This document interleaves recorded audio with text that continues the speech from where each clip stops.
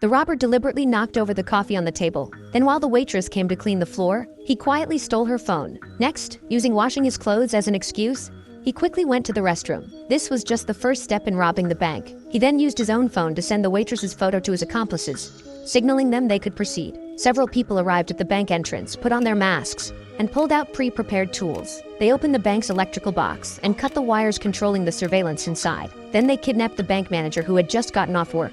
It turned out the waitress was the manager's daughter. Jimmy threatened him over the phone. If he dared to resist, they would shoot his daughter. For his daughter's safety, the manager had no choice but to obey. He cooperatively led the robbers to the bank vault, but he couldn't open those safes filled with cash because the keys were with the customers. Fortunately, they had come prepared. After tying up the manager, they took out a frame and used the ceiling and floor as anchor points to secure it firmly. Then they slid the drill on the frame to the front of the safe, drilled the bit into the keyhole, destroyed the lock structure, and easily opened the safe. Seeing the large amount of cash inside, the two were extremely excited. But while they were busy loading the money, their accomplice keeping watch outside suddenly received an alarm message that the bank was being robbed. The two had to quickly stop what they were doing. They suspected the manager had called the police. Seeing him clutching his hands tightly, they figured he must be hiding some small communication device in his hands, but when they opened his palms, they discovered it was a condom. It turned out the teller who had just been having an affair with the manager hadn't left yet. She was the one who triggered the silent alarm. Mission failed,